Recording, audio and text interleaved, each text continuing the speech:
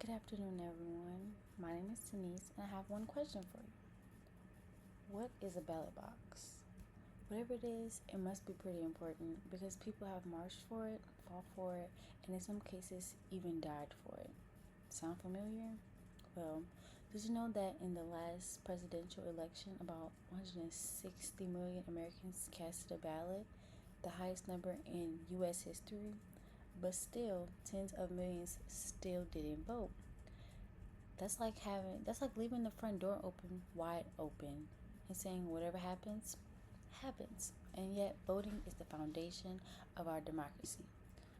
When when we don't use it, we're essentially having our power and we're handing it to someone else to decide it for us. So where does this lead? Well, we get policies we don't agree with, we get leadership that doesn't represent us, and communities that feel unheard. We end up frustrated, and without using the most direct tool, we have to create change.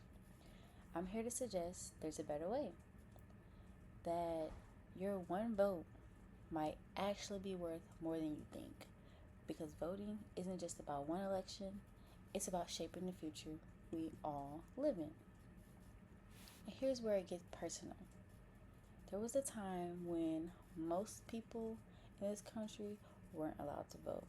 Women fought for decades throughout protests, arrests, and ridicule just to earn the right in 1920. That's really not that long ago.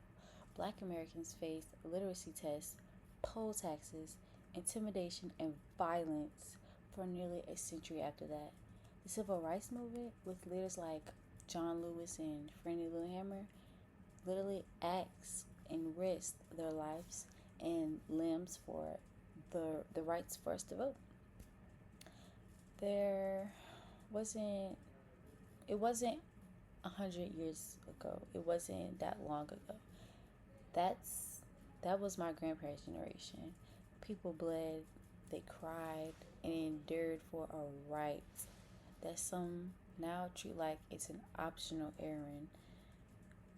That history lives in very single ballot. It lives in every single ballot we cast. We should be grateful for that. So how do we honor that fight? I've narrowed it down to at least three main points. First, we need to get informed. Too often, people think voting means just showing up in November. But knowing what and who you're voting for, from school boards to city councils, this is where the real impact happens within our communities.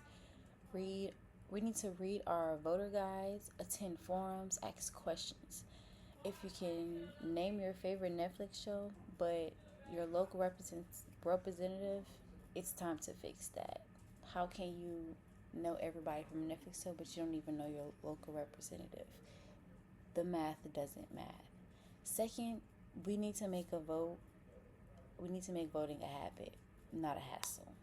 We need to check registration before deadlines. We need to know where our polling places are. We need to plan how we will get there. We need to take a friend, take our grandmothers, our grandparents. We need to take our neighbors who just moved in, neighbors who aren't capable of knowing how to properly do their own ballot or get transportation there.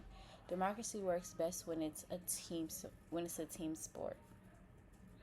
Finally, we speak up for voting rights. Not everyone's access to the ballot is equal, whether it's long lines, reduced polling places, or restrictive ID laws. Some people face bigger hurdles. Advocacy means we're helping others register, pushing for fair laws, and making sure no one's voice is silenced at all.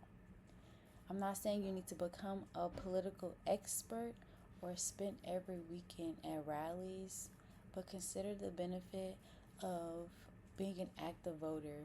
You help shape policies, you protect rights, and you make sure your community is represented.